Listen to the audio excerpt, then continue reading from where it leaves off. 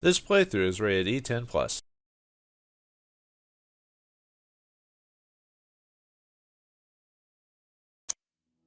Who wins the game of cat and mouse, detective or gentleman thief? Let's find out today. Greetings and salutations, viewers. Vauldemare here with another new game for our library, and this time it's Sherlock Holmes versus Arsène Lupin. Or, depending on where you're from, it might be Sherlock Holmes, the Nemesis. There might be some other variations as well. But anyway, this is a game in the Sherlock Holmes series from Frogwares. This game takes place directly after The Awakened because of the reference that takes place in Awakened. But this was kind of hinted at in the Awakened game about the gentleman thief, and well, now we're gonna go do it. So, Arsène Lupin was created in 1905 by Maurice Leblanc, a French writer. He wrote over I think 17 novellas or 17 novels and 39 novellas, which if you put it all together would create 25 books or whatever.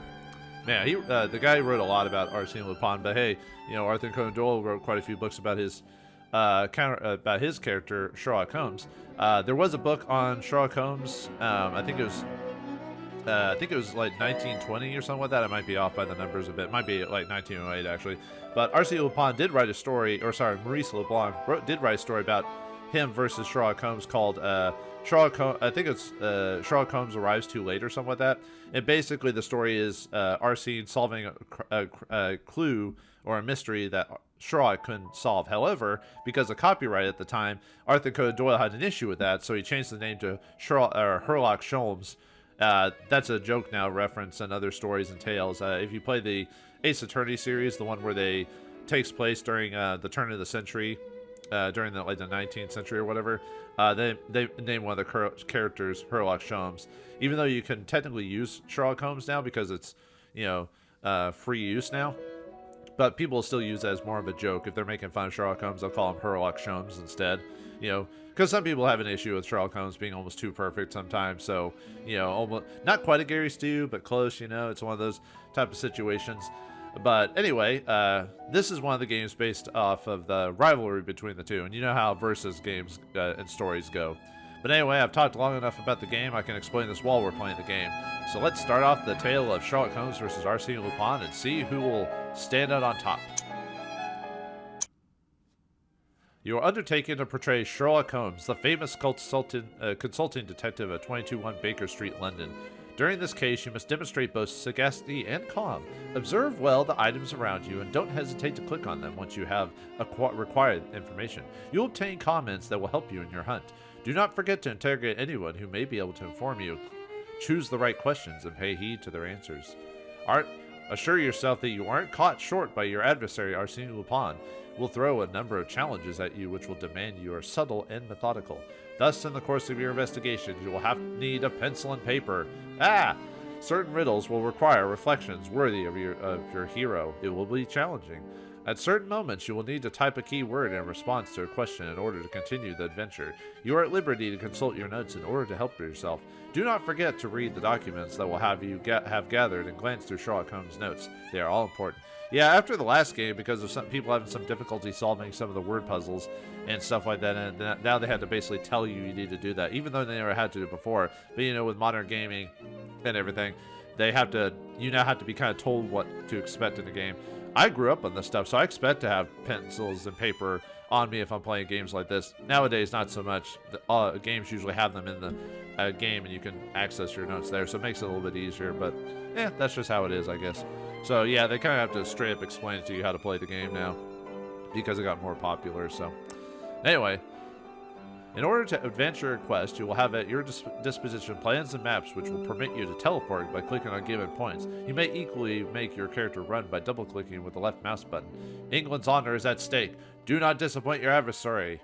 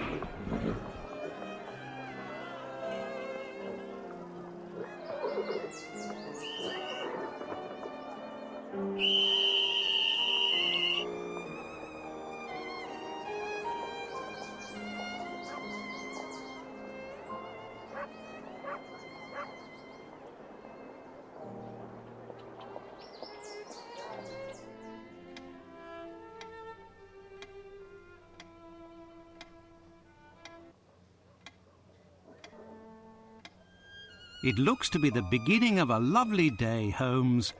There's nothing like beginning the week with a sunny Monday, with nothing more pressing to do than to see what came in the post. Would you care to take a ride up the Thames today? I think not, Watson. Listen, Holmes, your mood has been getting progressively worse for the past 2 weeks. I know you, and I am certain that something is bothering you. It wouldn't be bad news from Switzerland, would it? We would already be on a boat heading towards the continent, were that the case, my dear Watson. Very well, then what is it? Let me guess. For the past 2 weeks, the papers have talked of nothing other than this French thief, Arsène Lupin.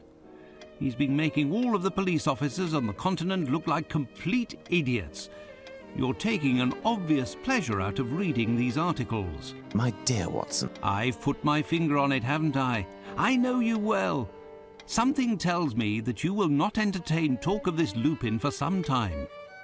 Do you recall his latest feat? Using an alias, he seduced a young Italian princess in order to rob her of a priceless set of diamond jewellery that once belonged to the Nemesis. These jewels were to be part of the lady's dowry on the occasion of her marriage to the son of a wealthy, influential Sicilian.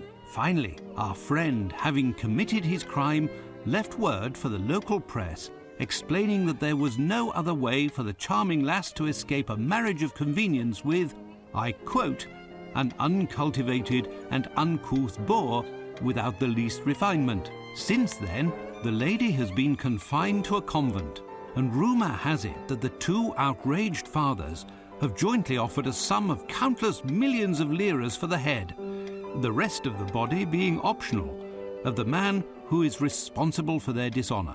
Are you acquainted with the reputation of the Italian criminal milieu? Why, another letter from the zoo about those missing birds, as if we were going to be running around the whole of London chasing chickens. As I was saying, are you acquainted with the reputation of the Italian criminal milieu? This Arsène Lupin must be in hiding somewhere, surrounded by bottles of champagne and stolen treasures. How foolhardy and arrogant. Oh, these French. However, he didn't pursue this foolishness to the point of risking stepping onto British soil. Has the cat got your tongue, Watson? What?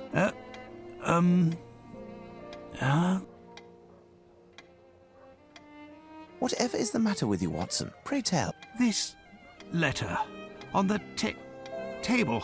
Holmes, read it.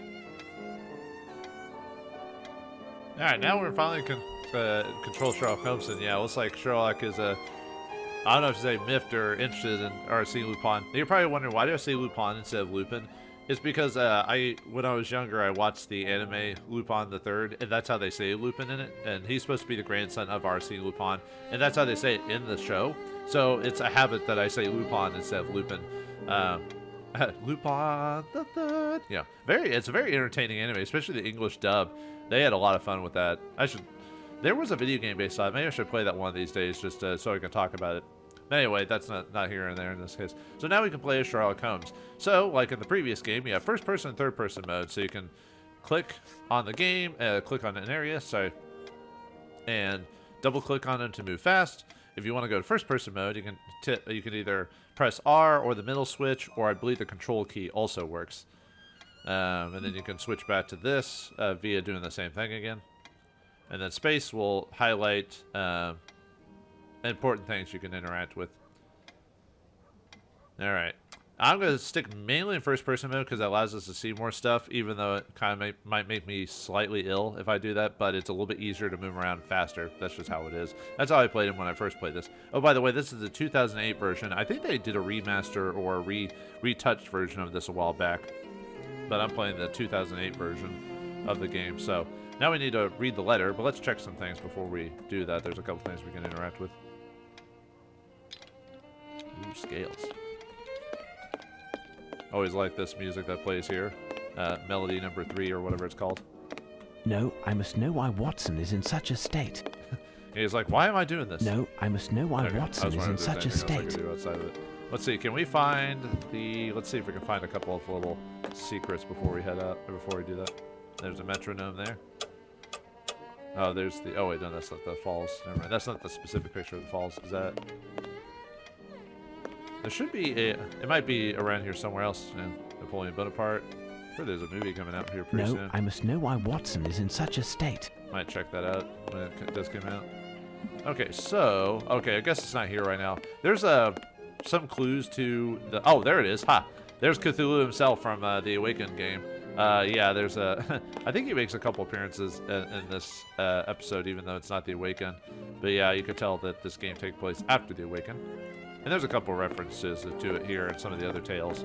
But, anyway, let's read the letter and see why Watson's all in a tizzy. Dear Mr. Holmes, before I begin... I'm not going to do his accent.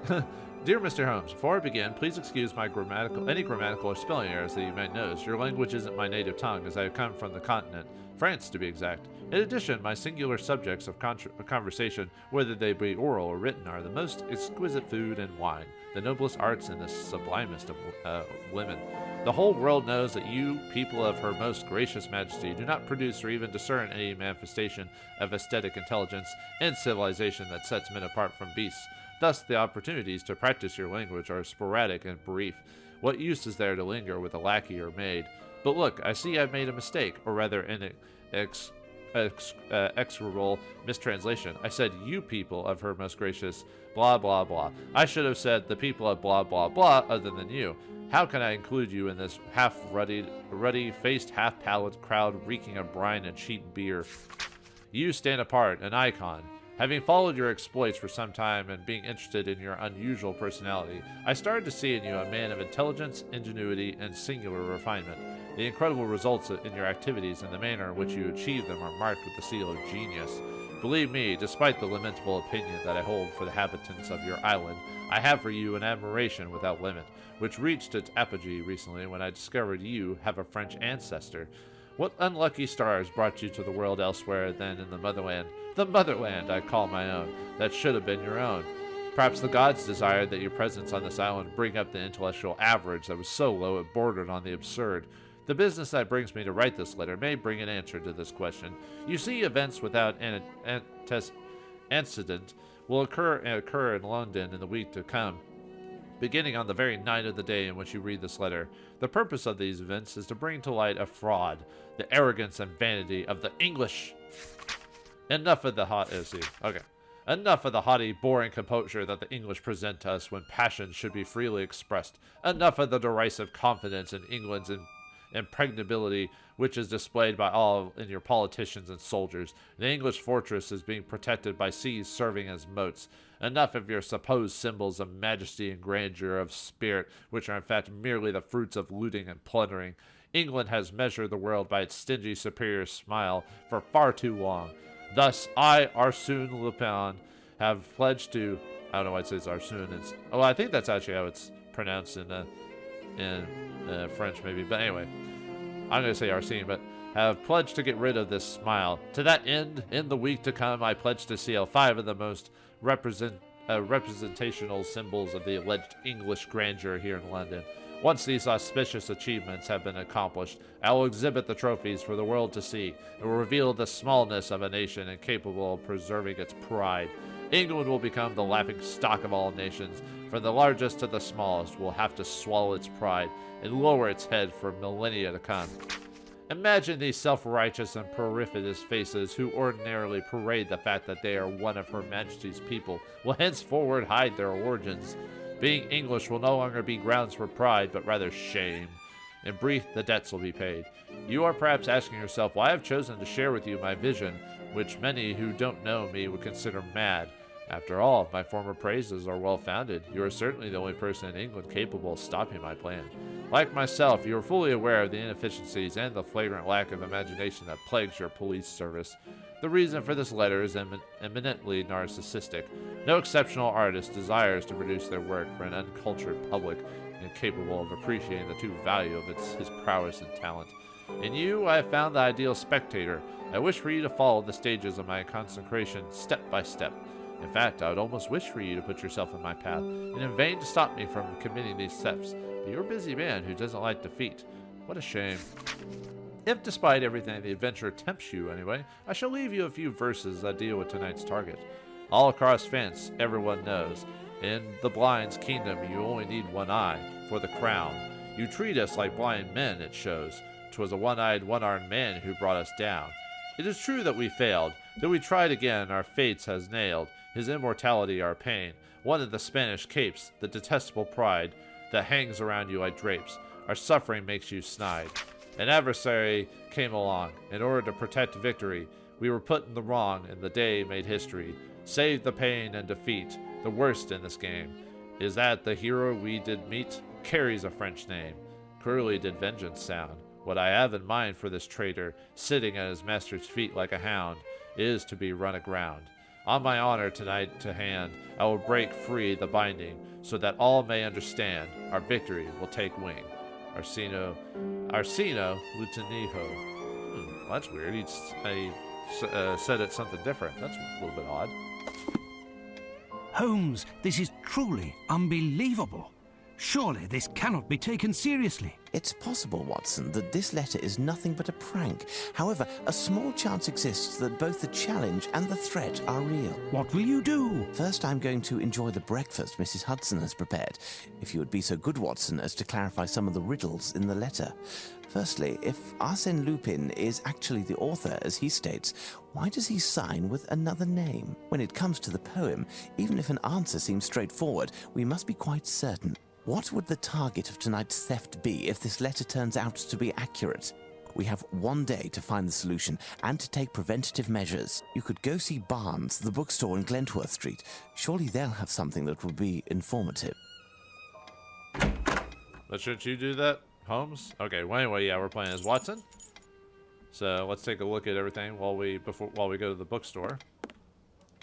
Barnes is the bookstore we've gone to like in The Awakened and other such games, so... What? This accursed statue is still here? I've asked Mrs. Hudson to remove it for us. Yeah, it keeps coming back. Yeah, and if you've interacted with something, now the icon will now be highlighted that you've already checked it once at least, so... At least when it comes to the eye icon anyway, so... Holmes's Table for Experiments. A motley collection. You can tell it's been used. Ooh, The Adventure of the Dancing Men. I recall. Alright, let's see what else is interactable. Oh, what a mess. Yeah, it makes sense that Holmes is not much of a cleaner. That's why he has Miss Hudson. Treaty on Cornish. The Celtic language of the Cornish people. And here, medieval pottery. Holmes has an interesting taste in reading. Yeah, interesting indeed. It was in this statue that we found the famous Black Pearl of the Borgias. Yeah, these are references to other Arthur Conan Doyle stories. Games that we have not, or stories we have not interacted with in this series anyway. I am not ready yet, Watson. He's in the bathroom. Holmes's violin. His Stradivarius. Actually, aren't there? Isn't that a brand of violin, if I remember correctly? But anyway. My eccentric companion keeps his shag tobacco in the toe of this Persian slipper. Well, it makes sense he'd be eccentric. Colonel Gordon. It was during the affair of the lodger in treatment. The Reichenbach Falls. What an awful memory. Yeah, that's for those who don't remember from the last game, just a reminder, that's based off the final story of Sherlock Holmes, officially by Arthur Conan Doyle, or at least the official story where, the end of the timeline of Sherlock Holmes, so, where he and Moriarty had their final confrontation. It's a coal bucket in which Holmes stores his cigars.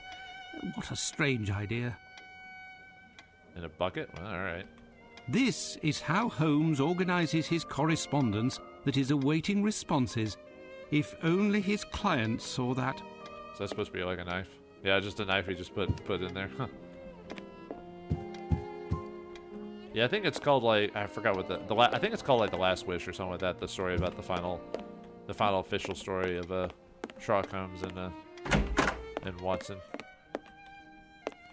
But this game takes place after that story, so for the Frogwares series, yeah, continues the exploits of Sherlock Holmes if he had not finished his tale there, you know.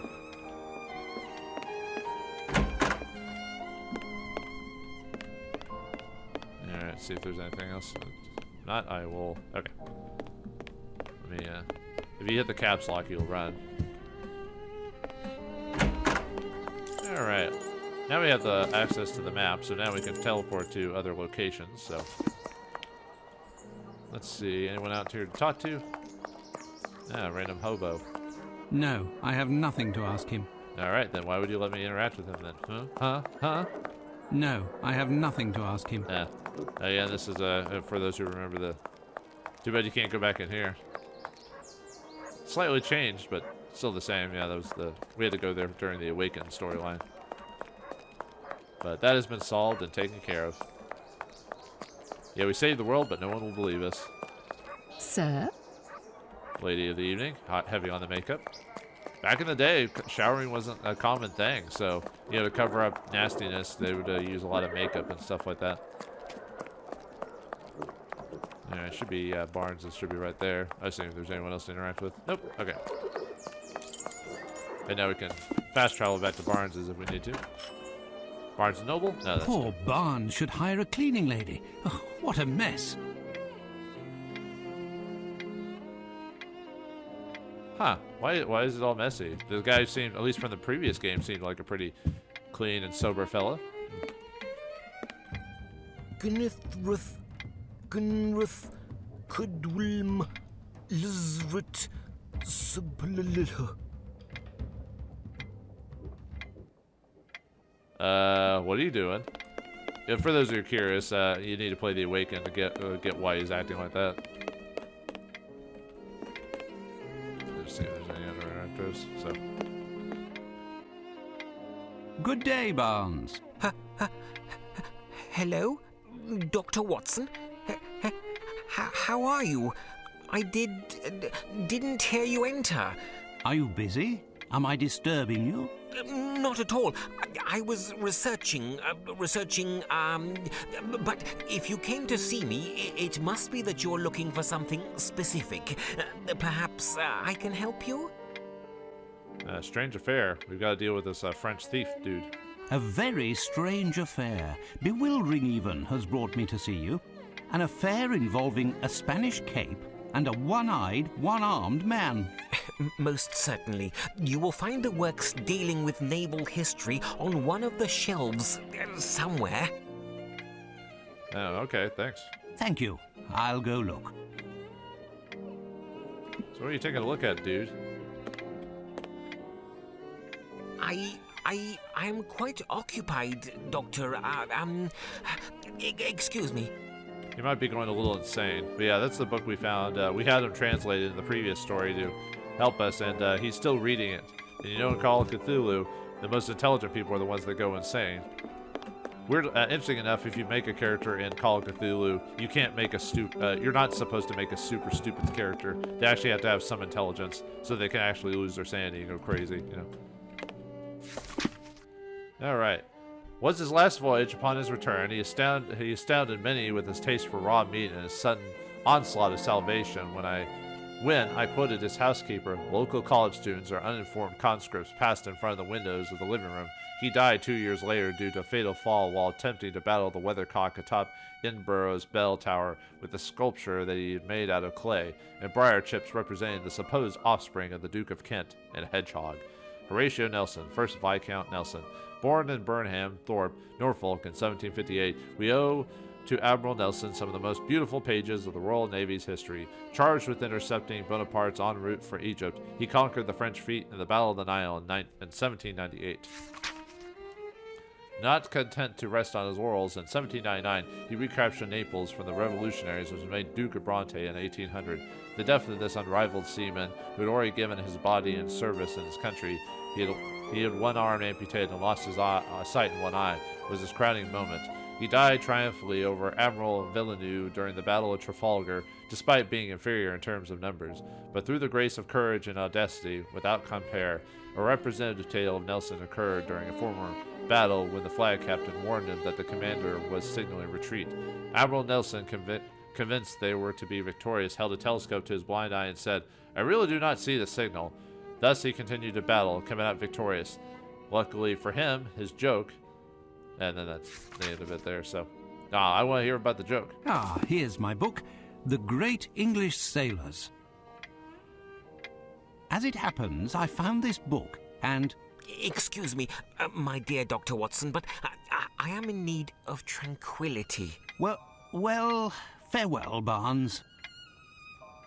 Yeah, you shouldn't be reading that book, dude. We told you it was about crazy people, but you couldn't help yourself. You got to keep reading it, apparently. So, yeah, he's going quite mad. Which makes this series, because of the Awakened, it turns Sherlock Holmes from a pretty grounded series with something with the fantastical. Which, interesting enough, the Arsène Lupin stories have fantastical elements in there too. It has like elements of like the gods, a thing called a godstone or something like that. I haven't read those stories in like forever. I think I read like one or two of them when I was younger, but I'd have to read maybe in between these stories. Maybe I'll read like one of the short stories to refresh myself a bit. But anyway, I don't think there's anyone there, so I could just teleport back to. Yeah, I'll just teleport back there. I don't think anyone has anything interesting to say. All right, we got the man. We know what the answer is. Oh, you're out of the bathroom. Good. Oh, I missed one. It's the steel harpoon that pierced Black Peter, master of the sea unicorn. Terrible memories. I'm trying to remember if I remember that tale or not. It's been forever since I've read all the Sherlock Holmes stories. The ones by Arthur Conan Doyle, anyway. Some people have written stories after the fact or have made like weird fan fiction. Like there's one series of books about like the sister of Sherlock Holmes, and I'm like, okay, whatever. Now tell me, Watson, what progress have you made? Have you found the meaning of the mysterious signature? Yes, we actually do know the who that is. So. All right, so we just have to type it in. So it is Horatio Nelson is the. Actually, I wonder if I can just type it. Oh, I can. So sometimes I forget I can do certain things. So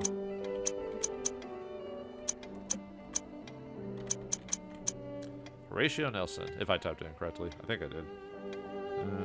Yeah. It's an anagram, Holmes.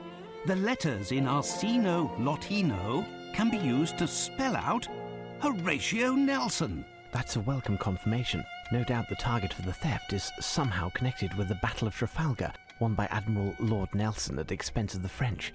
Nelson, who lost an eye and an arm in battle, has a statue high atop a column in Trafalgar Square. It says that the object of the theft is sitting at his master's feet. There's nothing to steal on this column. We have a map of London here somewhere. Let's see if we can find a site of interest near Trafalgar Square. All right. So, yeah, it's Horatio Nelson, so now he wants to steal the statue, apparently, or something surrounding it, anyway. Have you found the map of London, Watson? Don't I have a map of London? Here we go, this way. Aha. Let's check his stuff. Holmes's makeup and accessories. With the help of this, his disguises are very impressive. The master of disguise. Disguisey. But he's not turtle enough for the Turtle Club. Holmes's makeup and accessories. With the help of... Okay, I don't know why it has us read that twice, so... And there's the map. I don't know why we had to go into your room to do that, so... Holmes's sidearm. Which he almost never uses. In the books he uses a bit, but not very... That's usually Watson's thing. To think that this statue saved Holmes's life during the adventure of the empty house. Yeah, you'll have to forgive me if I don't immediately recall all these tales, so like I said, it's been a while, so. Hinayana, the oldest Buddhist school, Ceylon. Holmes has some strange bedside reading. It's not something I would read casually. A Scandal in Bohemia. Holmes's very first adventure. But why is he keeping this journal? Holmes is not the type to archive his past adventures. Perhaps a, Now, Irene Adler is not actually created, or if I recall correctly, I could be wrong, but Irene is not created by Sherlock Holmes. I think it was created by someone else. Like,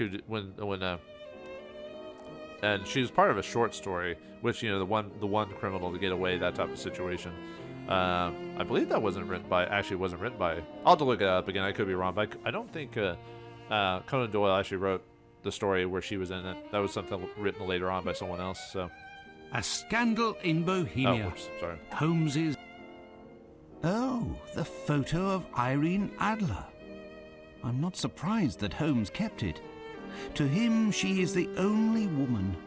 He perceives her as being so superior to the rest of her sex that he can't even speak her name. Could he have felt something close to love for her? Who knows? Yeah, Holmes is an interesting guy when it comes to like the ideas of romance. I think I remember the story that it wasn't really any impressive feat. She just somehow gets away. Like, it's one of those tales you're reading like, okay, and then now everyone uses her, even though like it's not really that impressive of a story. I don't know. Maybe I'm just being weird. But anyway, if you have any questions about playing the game, there's also a hints button here to like help you figure out the clues. By the way. Ah, Holmes's Order of the Legion of Honor. I wonder why he doesn't display it on the wall. Well, that's a Medal of Honor. He doesn't really care about that type of stuff. That's not his. He likes solving the mysteries. It's all about mental stimulation or whatever. So, all right, here's the book for the. I believe this is the book for the map. But anyway, I think we've checked everything. All right. Ha! I found it at last. The map of London. So, according to you, what is there to steal in Trafalgar Square? Show me on the map, Watson.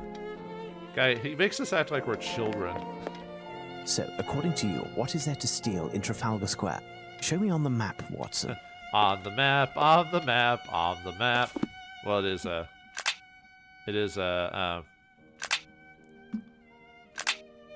is Sherlock Holmes, so, whoops.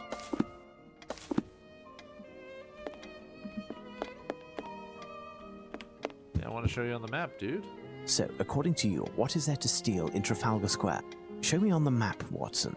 Okay, let me do that again. Sorry,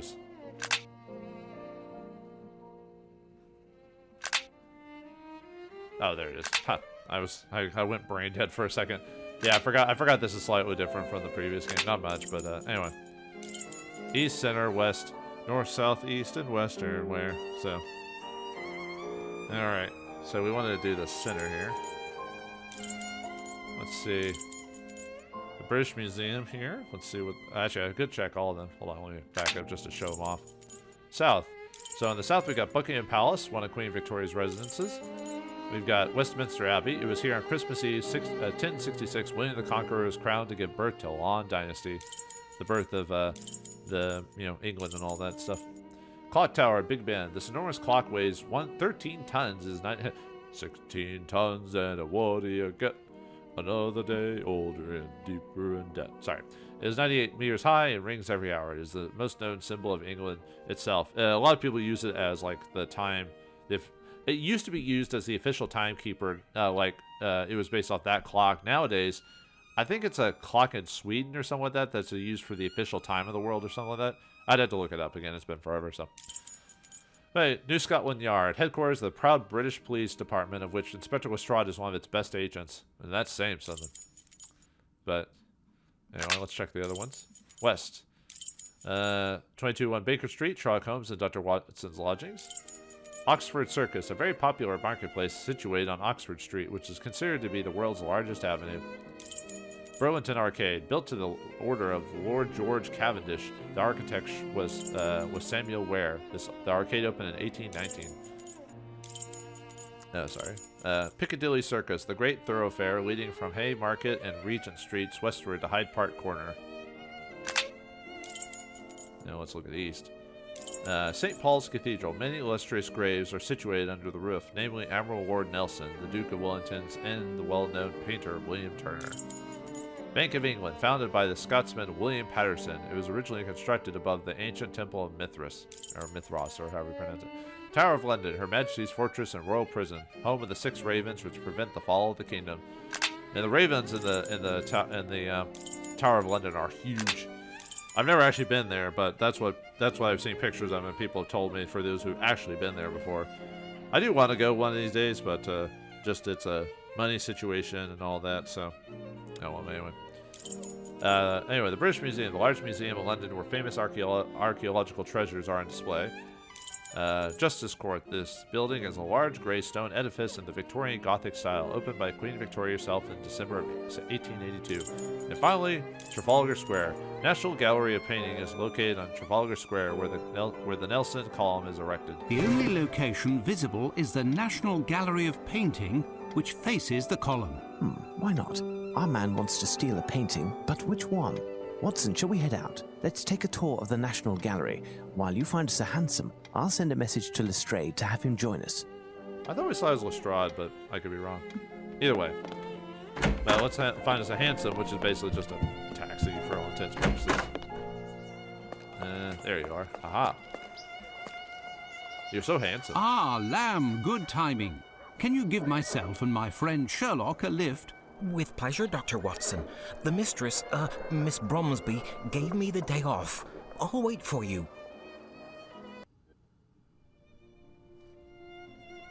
Alright, we find ourselves in the oops, it reset my thing, so I have to hit the cab blocks again, so. I believe this is the game that, like, sometimes depending on how things go, Watson will just appear, like, from behind you. But let's take a look at this place before we continue on. Fragile. The museum transports china? Art is precious, my dear Watson, but it's true that this crate is a curious size. I'd say 3 feet 3 inches on 2 sides by 6'6". Fragile must be Italian. Oh, what a mess. Yeah, it seems like Watson's the big talker of the group, which makes sense, I guess.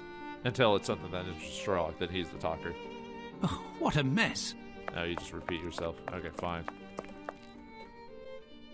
Good afternoon, gentlemen, and welcome to the National Gallery of Painting.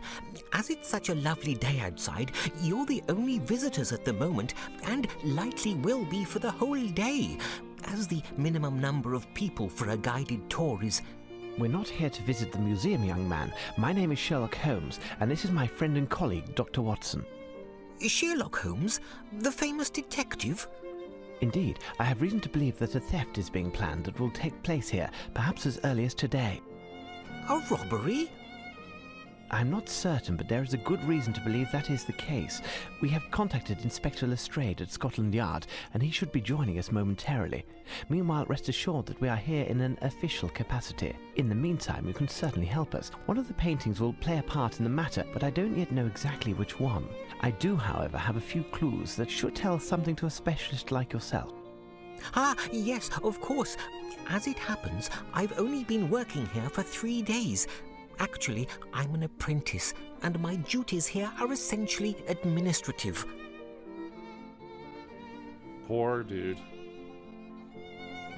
Pray tell, would I be correct in deducing that the elder of the 2 men that we can see up there is the director of the museum? Yes, that is Sir Pointer. He could certainly assist you better than I, but at the moment he's terribly occupied and will be for some time. But the location that you are proposing is unworthy of my work. All of my pieces are hymns to color and light. It's the very stars, the sun that you want to extinguish. Please understand, dear sir, the entrance hall is reserved for temporary exhibitions. We are able to add more lighting. In that case, you would have to provide lanterns across the whole length of the ceiling, and to use the most refined oil possible. Definitely not gas. And mirrors to reflect the light, along with some canvases in basic colors to bring out the contrasts. We will do all that we possibly can. Nevertheless, I insist that a number of my works must be on the main floor next to the large pieces. But our rooms are already full, and, as you know, each has its specific subject. Too much modernism? How can there be too much modernism? Modernism doesn't exist. Only art exists. Art is timeless. Art is cosmic. Well, sir, perhaps we should continue this conversation in my office. Art is also subjective, very subjective, which is why I hate postmodernism. Yeah, that's not art. I don't care what you say, folks. It's not art. Then you must certainly have a ledger of the works that are shown in the museum, with a description of each painting. Yes, Sir Pointer entrusted it to my care this morning so I could familiarize myself with the collection, but I lost it. I know I make a rather feeble archivist, but while I was doing a tour of the museum, the painting that Mr. Pointer is now dealing with arrived, along with cases full of canvases that he had to quickly inventory. The case of the missing ledger. What do you make of it, Watson? Listen, Mr. Palinor, sir. Palinor, my friend and I will make our way through the museum in order to find the ledger. If you lost it while touring the museum and it wasn't back on the desk, then it must be in one of the galleries. Stay here and we'll return to see you when we have found it, and not a word of it to the director. Certainly, sir. With many thanks. I will continue to do my inventory and await you. Better seen Lupin had a hand in that, but who knows? Tell me, young man, would you happen to have a blueprint of the building in order to facilitate the task at hand? Ah, yes. Where did I put it? Oh, yes, here it is. Thank you. So now we got a map of the place. Farewell, Palinor. So now we can teleport to different rooms in this place. Yeah, this is a place we'll come back to a couple times. So let's take a look at all the paintings here. See, director's office. I said I didn't want to be disturbed. But sir, I want to disturb you. Let's see, I think this is the, let's see, let's take a look at the map again. See, entrance hall, so director's office. So we are in the Spanish gallery. Okay, let's take a look at the paintings. So I'll do most of the stuff once and then obviously not again. The Spanish Painters Gallery. The Spanish? They can't paint. They can barely write their own names. No, I'm just kidding. La Tela Real by the great Spanish master Diego Velázquez. 1599 to 1660, painter from the golden century of Spain. It depicts a royal boar hunt. Now see, this is art. This is stuff like art, like to me anyway. I like stuff like this, but postmodern art, don't even get me started. So, Holmes, what are we doing? Oh man, God, sometimes these games don't treat you well, Watson.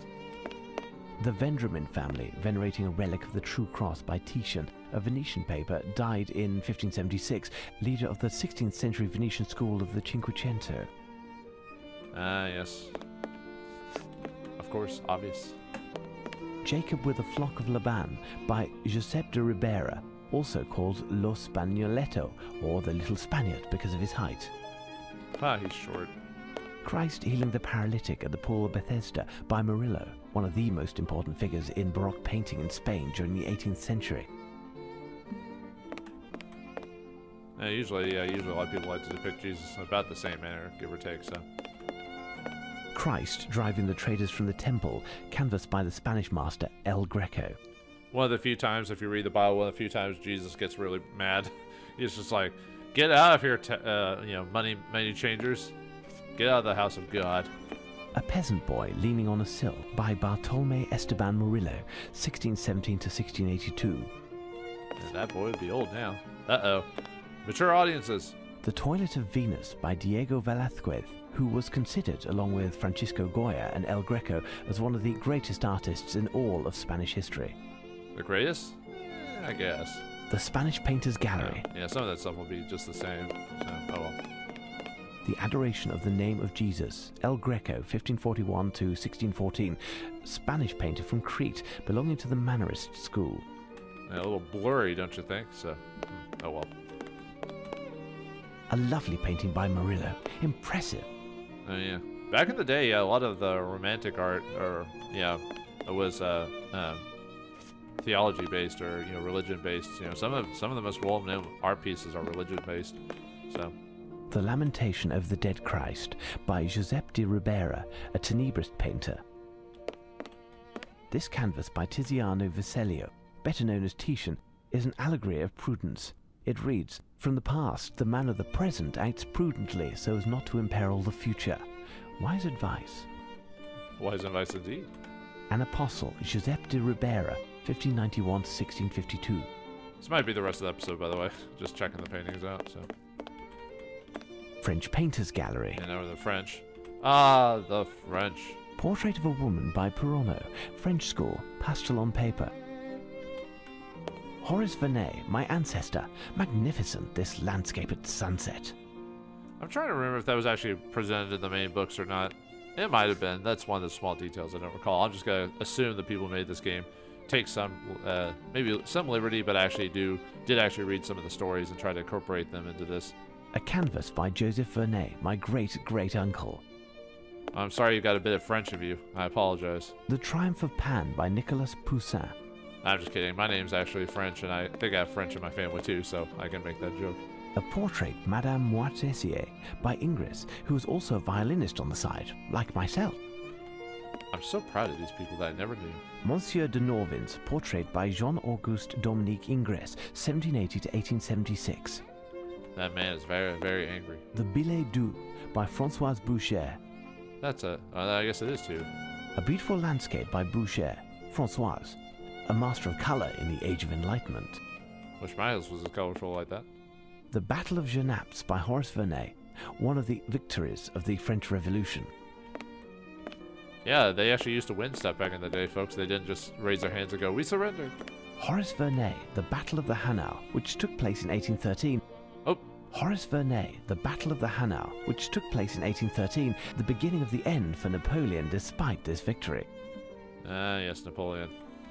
Yeah, many great victories, but yeah, the War of 1812, man. Oh, wait, that's what we called it in America anyway, because the British, we helped the French during that time, and the British attacked us and burned down the White House during that time. Watson, come quickly. What is it, Holmes?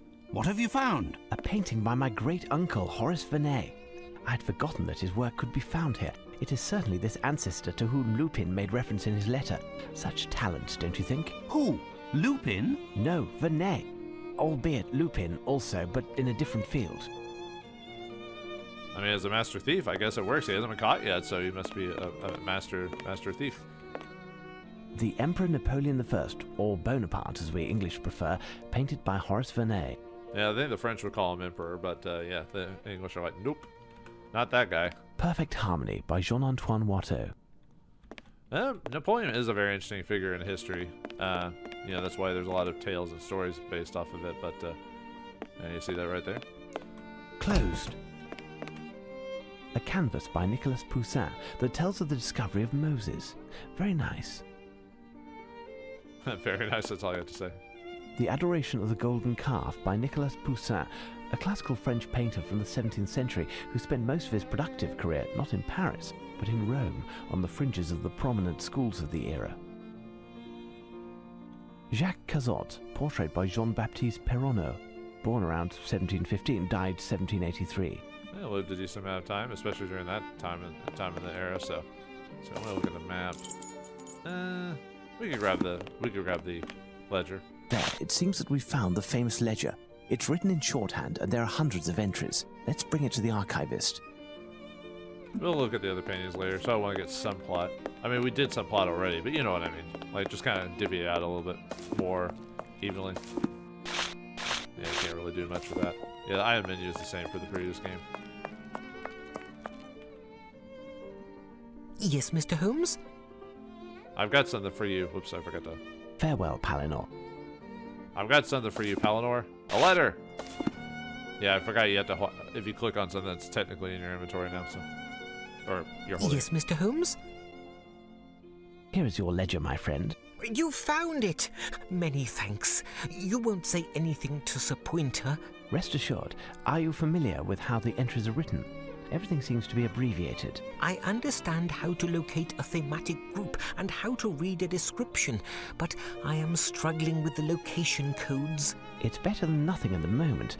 We're searching for a painting that has a connection to the Battle of Trafalgar. Depicting what exactly? According to this poem, it could be...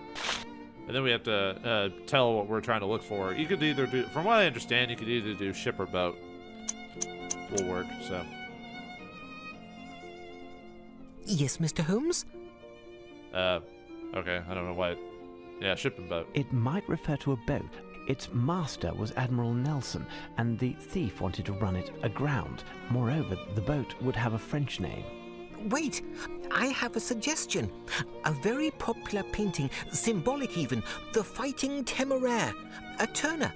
In this painting, Turner is described as having mastered painting techniques, and it is one of the most beautiful English paintings of all time.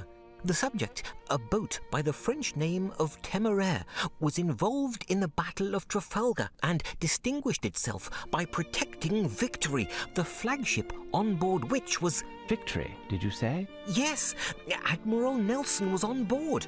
Temeraire received a special distinction, but I am not certain of which. The painting shows it being towed to the breaker's yard, I believe. Where would I find it? I don't know. You would have to search through the English works of this century near the west section of the gallery. Don't you work here? Like, seriously, dude. My thanks, Palinor. Come, Watson, let's take a look at the painting. The painting that would show the English's victory over the French. Ah, the French. Yeah, sorry, I'm probably gonna say that multiple times during the course of the game. Just because it's funny. You probably don't get the reference I'm making, but... Okay, that's just gonna say French gallery. Oh, I didn't click that one. The Scale of Love by Jean-Antoine Watteau. Born in 1684, died in 1721. French painter, one of the first in the Rococo style. Inspired by the Commedia dell'arte, who loved to depict theatre and festivities in his paintings. Probably the reason, I think if I remember, the reason why the pictures are blurry as they are, it's not because of the graphically, but because copyright and stuff like that, so, you know, you can't show the picture perfectly. It has to be somewhat discombobulated, so, you know, don't get in trouble, that type of thing, so. English Painters Hall. Alright, so it should be around here somewhere. I could go straight to it, but let's read all the paintings, so. Thomas Gainsborough, one of the most famous English portrait and landscape painters. I actually know that guy. Not personally, you don't know me. A magnificent landscape by Gainsborough. I'll admit I'm not the biggest art guy. Here's what I've been looking for. Alright, we'll check it here in a second. Margate from the Sea by William Turner. Here we have a precursor to Impressionism. But I know what I like in terms of art, and you know what I hate. I've already mentioned it. John Constable. He managed to turn a boring part of England into a place you'd almost want to visit. Almost. The Painter's Daughters Chasing a Butterfly by Thomas Gainsborough. An unfinished painting, but touching nevertheless. That's unfinished? Sun Rising Through Vapor by William Turner.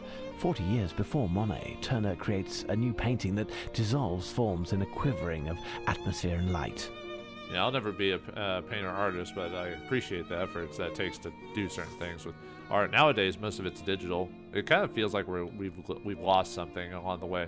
I'm not against using, you know, that to make art in a way, but like I said, it just feels like we've lost something, you know. The Evening Star by William Turner. The graceful transitional moment between day and night. Yeah, the dawn to dusk and all that. Mr. and Mrs. Andrews by Gainsborough, an unfinished painting. An unrivaled landscape artist, he was obliged to do portraits in order to earn a living. Yeah, he actually had to earn your living back in the day. He might not have too many patrons. Nowadays, you can just say you have put a banana on a wall, and apparently that's art, and you can get paid $1 million. Dr. Ralph Schomburg by Thomas Gainsborough, 1727 to 1788. Is he the guy on those memes? No, I'm just kidding.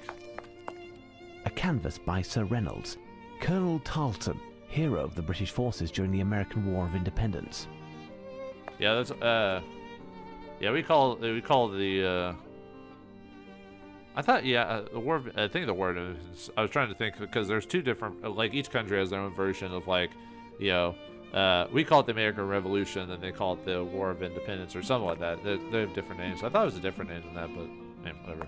Queen Charlotte, painted by Sir Thomas Lawrence, an 18th century painter. Kind of like how we call the Civil War, but other countries call it the war between the states, you know. Lady Coburn and her 3 eldest sons, by Sir Reynolds. 3 kids. Oh, man. Self-portrait by William Turner, born in 1775. Extraordinary English painter. Oh, yeah. Very creepy look. But yeah, I had 2 brothers, so, yeah, my mom knows all about the 3 children situation there. Lord Heathfield of Gibraltar, by Sir Joshua Reynolds, 1723 to 1792. One of the greatest portrait artists of his time. Ever. Alright, see that heads us if we keep going. I guess we'll check all the rest of the galleries later, so.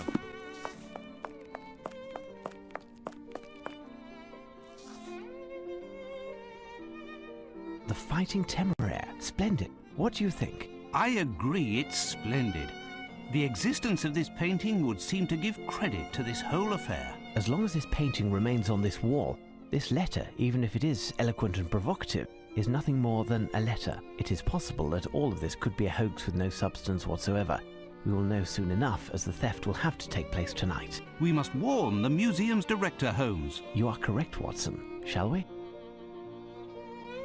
Alright, like I said, we have to come back here anyway, so I'll save the rest of the paintings for a trip back later, so just gotta remember we've done everything except for the Dutch, French, Flemish, German, Italian, and the no admittance area. Actually, we can run through it really quick just to show it off, so. Actually, let's finish this one because oh no, that's the Dutch one here, so at least it should say it, yeah. Dutch gallery. Yeah, Dutch. And then the Flemish. It's Grimmish. Or Gribbish. Yeah, we'll go over those here in a moment. Or later. Go to the bathroom, eh? Hey, whoa. Closed. Closed. It's like Sherlock Holmes just can't stand the thought of not being able to get into that place. Closed. He's like so surprised when he sees that too, so. Alright, well, anyway. Fantastic! Superb! There, Maestro. I believe that everything is settled. This collaboration will be my crowning glory, my masterpiece. Merci! I have finished the inventory of the works of art, Director. Oh, and I have the pleasure of introducing the great detective Sherlock Holmes and his companion, Dr. Watson. Good day, gentlemen. It's with pleasure that I welcome you to our gallery. I trust that you are here for pleasure and not business? I'm afraid that is not the case. Oh. When it is no longer a matter of art, the artist must make his excuses. Messieurs, until we meet again, no need to accompany me. I know the way. My apologies, gentlemen. Have you been waiting long? Mr. Palinor was able to answer all of our most urgent questions. Tell me, who was that man who just left? That was Horace Valmont, a French painter.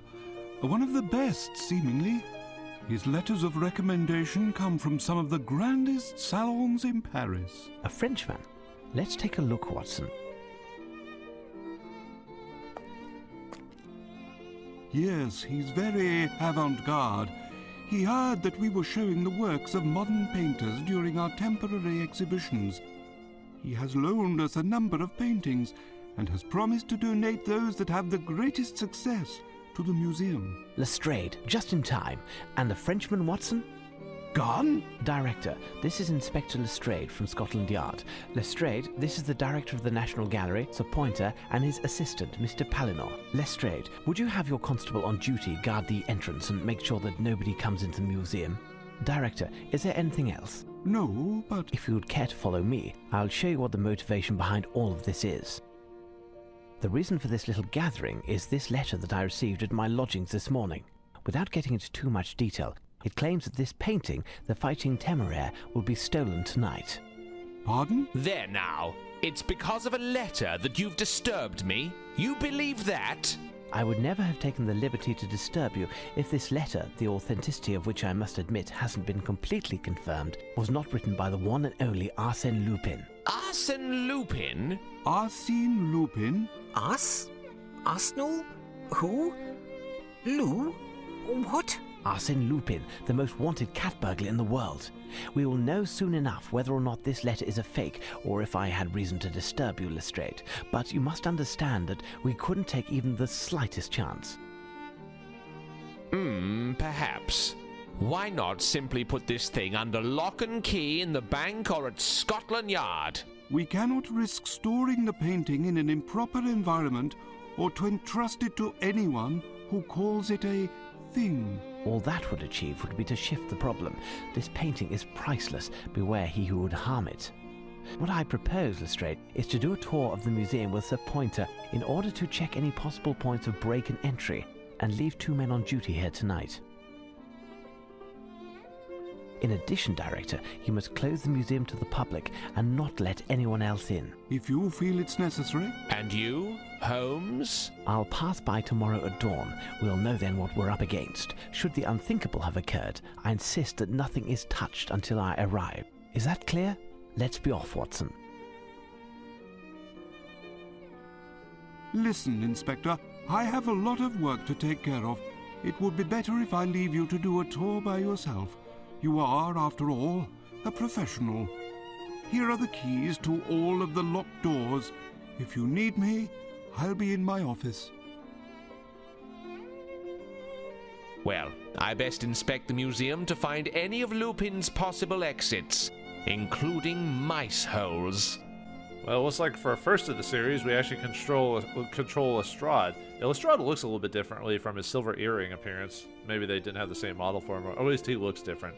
But anyway, will a good Inspector Lestrade be able to actually prove his worth in this game, unlike the other games where he kind of doesn't really do it? Same in the books. He's supposed to be the smartest of them that he is, but it almost seems like he's an idiot compared to Holmes. But will he be able to find all the mouse holes that Arsène Lupin will get in? Will he be able to stop the theft? Find it next time in the next episode of Sherlock Holmes versus Arsène Lupin. Thanks for watching. Hope you enjoyed, and I'll see you next time.